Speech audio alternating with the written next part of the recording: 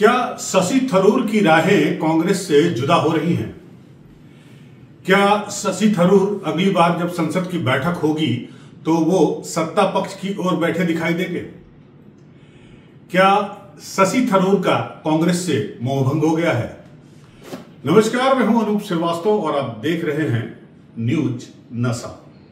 दोस्तों, इस वीडियो में हम बात करेंगे शशि थरूर के बारे में और एक जो भारत सरकार ने सर्वदलीय डेलीगेशन बनाया है उसके बारे में। दोनों का एक दूसरे से जुड़ाव है, कैसे है इसके बारे में हम बताएंगे आपको और इस वीडियो में इसी पर चर्चा करेंगे। आप बने रहिएगा हमारे साथ अंत तक। तो दोस्तों, भारत सरकार ने ऑपरेशन सिंदूर जो पाकिस्तान में चलाया 3 दिनों तक, और 3 दिनों तक का मतलब कि 3 दिनों तक कॉन्फ्लिक्ट हुआ भारत और पाकिस्तान के बीच में। उसके बाद से आपको बता दें कि सीज फायर हुआ। सीज फायर जो है वो 18 मई को है। 18 मई यानी अब से मुश्किल से 24 घंटे बचे हुए हैं। इस बीच भारत सरकार ने एक सर्वदलीय डेलीगेशन बनाया है और उस डेलीगेशन में 7 नेता हैं, सांसद हैं, जिसमें बीजेपी से 2 हैं, बैजंत पांडा और रविशंकर प्रसाद जी हैं, सुप्रिया सुले है उसमें, कनिमोझी हैं उसमें, और उसमें श्रीकांत शिंदे हैं, और इस तरह से कुल 7 नाम है। लेकिन जो सबसे चौंकाने वाला नाम है वो नाम है शशि थरूर का। जी हां, शशि थरूर का नाम कांग्रेस की तरफ से रखा तो गया है, लेकिन जब इस सर्वदलीय डेलीगेशन का गठन करने की बात चली थी और सभी राजनीतिक दलों से नाम मांगे गए थे, तब जो कांग्रेस ने 4 नाम भेजे थे उसमें शशि थरूर का नाम नहीं था। इसके बजाय आनंद शर्मा, गौरव गोगोई और नासिर हुसैन के जैसे नाम थे उसमें, लेकिन शशि थरूर का नाम उसमें नहीं था। तो आखिर शशि थरूर का नाम क्यों नहीं भेजा कांग्रेस ने? और आज जब सर्वदलीय डेलीगेशन के नामों का ऐलान किया गया और उसमें शशि थरूर को भारत सरकार ने, मोदी सरकार ने कमांडर इन चीफ बना दिया इस ग्लोबल ड्राइव के लिए, आप कह सकते हैं, और उसमें कांग्रेस के शशि थरूर का नाम सबसे ऊपर है। लेकिन इस पर जयराम रमेश ने हल्की फुल्की टिप्पणी की है। कांग्रेस ने अभी तक कोई खास टिप्पणी नहीं की है, और जयराम रमेश ने इतना जरूर कहा कि जो 4 नाम भेजे गए थे सेंटर ने उनको एक्सेप्ट नहीं किया। अब कांग्रेस इस पर सहमति जताती है या नहीं जताती है, ये तो बात की बात है, लेकिन शशि थरूर को क्यों चुना गया ये हम आपसे बात करना चाहते हैं। आपको याद होगा कि अभी फरवरी में प्रधानमंत्री नरेंद्र मोदी तिरुवनंतपुरम गए थे और वहां स्टेज पर उन्होंने अगर किसी से हाथ मिलाया, किसी से पीठ थपथपा कर बात की, हंसकर बातचीत की, वो सिर्फ और सिर्फ शशि थरूर थे। शशि थरूर की काफी प्रशंसा भी की प्रधानमंत्री नरेंद्र मोदी ने। इसके अलावा शशि थरूर का एक ट्वीट आपको याद होगा फरवरी में आया था या उसके पहले आया था, जिसमें उन्होंने लिखा था कि जहां अज्ञानता है वहां बुद्धिमान व्यक्ति का विद्यमान रहना उचित नहीं है या मूर्खता है। कुछ इस तरह का ट्वीट था उनका, एक्स पर उन्होंने पोस्ट किया था। उसी वक्त से यह लग रहा था कि शशि थरूर और कांग्रेस आला कमान के बीच में सब कुछ ठीक नहीं चल रहा है। अब जबकि शशि थरूर को यह जिम्मेदारी दी गई तो शशि थरूर ने इसे विनम्रता से स्वीकार करते हुए कहा कि उनके लिए ये देश की सेवा करना है और ये उनके लिए सम्मान का है, और उसे विनम्रता पूर्वक कबूल करते हैं। यानी शशि थरूर ने आला कमान से या कांग्रेस से इस बात के बारे में कोई चर्चा भी नहीं की, उनसे कोई परमिशन भी नहीं ली, और वो इस डेलीगेशन के लिए जाने के लिए तैयार हो गए। और माना जा रहा है कि ये उनका डेलीगेशन जो उनके 7 सांसद हो गए, कुल 40 सांसद हैं इस डेलीगेशन में, जिनमें 7 ये प्रमुख है, और 7 प्रमुख जो है जिनके नाम आए हैं सर्वदलीय डेलीगेशन के लिए, ये लोग अलग अलग कॉन्टिनेंट में जाएंगे।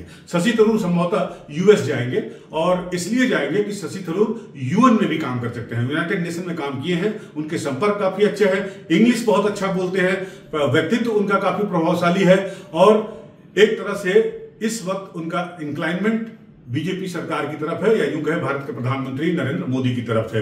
तो यही माना जा रहा है कि शशि थरूर का जो डेलीगेशन होगा, उनके नेतृत्व में जो डेलीगेशन होगा, वो यूएस की तरफ जाएगा।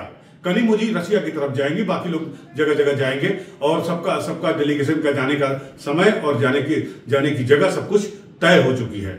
लेकिन हम वापस लौटते हैं शशि थरूर पे, और शशि थरूर के बारे में बात करते हैं कि आखिर शशि थरूर की और भारतीय जनता पार्टी की गलबहियां क्या रंगत लाएगी, खासकर भारत के दक्षिणी इलाकों में, दक्षिण राज्यों में, जहां बीजेपी अभी भी कमजोर है। शशि थरूर गाहे बागा है, सोशल मीडिया पर सक्रिय भी रहते हैं और चर्चित भी रहते हैं।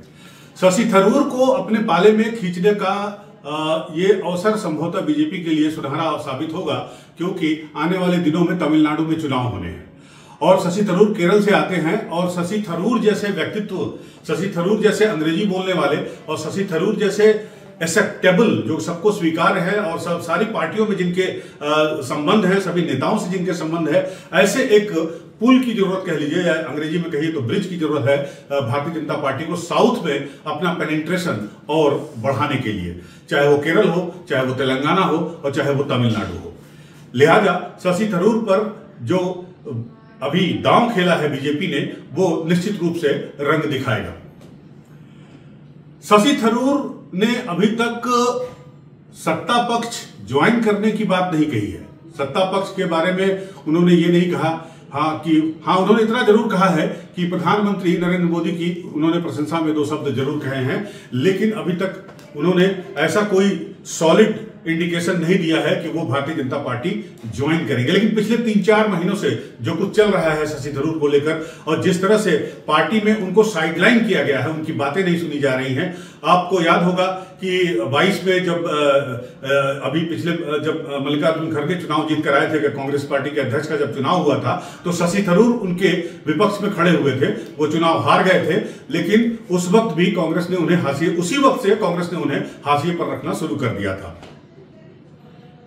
शशि थरूर ने उस वक्त कहा था कि लोकतंत्र है, पार्टी में भी लोकतंत्र है, तो लोकतंत्र में सबको चुनाव लड़ने का अधिकार है। लेकिन ऐसा होता नहीं है। अगर आप बात करें कांग्रेस पार्टी के कल्चर की बात करें, कांग्रेस पार्टी के इतिहास की बात करें, तो कांग्रेस पार्टी में जो अध्यक्ष अगर कोई पद चुनाव लड़ता है अध्यक्ष पद का, तो सर्वसम्मति से उसको अध्यक्ष ऑलमोस्ट चुना जाता है। बहुत कम ऐसे अवसर हुए होंगे जब कांग्रेस में अध्यक्ष पद के लिए चुनाव किया गया हो। तो शशि थरूर ने जब चुनाव लड़ने की बात कही तो काफी कांग्रेसी नेताओं के भौहें तन गई, खासकर उन नेताओं के जो 10 जनपद के बेहद करीब माने जाते हैं। और उसी वक्त से शशि थरूर का पार्टी से मोहभंग शुरू हुआ और पार्टी ने उनको साइडलाइन करना शुरू किया। बीच बीच में शशि थरूर ने कई ऐसे बयान दिए जिससे ऐसे लगा कि वो अपने आप को कंफर्टेबल नहीं फील कर रहे हैं कांग्रेस पार्टी में। और अब जबकि सर्वदलीय डेलीगेशन का हाईकमान उनको बनाया गया है, उनको हाई प्रोफाइल ये सीट मिली है, तो अब ये देखना होगा, और इसको बड़ी खुशी से उन्होंने स्वीकार भी किया है, तो ये देखना होगा कि आखिर ये जो उड़ान भरी है शशि थरूर ने वो कहां जाकर रुकती है। जैसा कि मैंने अपने वीडियो के पहले में कहा कि ये देखना बड़ा दिलचस्प होगा कि आने वाले समय में जब संसद का, पार्लियामेंट का सत्र बुलाया जाएगा और विपक्ष और पक्ष दोनों बैठेंगे, तो शशि थरूर किस तरफ बैठते हैं, पक्ष की तरफ बैठते हैं या विपक्ष की तरफ बैठते हैं, ये देखने वाली बात होगी। बनी रहेगी हमारी नजर, आप भी हमारे साथ बने रहिए। मिलते हैं आपसे अगले वीडियो में, तब तक के लिए नमस्कार, जय हिंद। और आप हमसे जुड़े रहने के लिए सब्सक्राइब करें YouTube पर, फॉलो करें Twitter पर और लाइक करें Facebook पर। और ज्यादा जानकारी के लिए आपको टाइप करना होगा सिर्फ न्यूज नशा।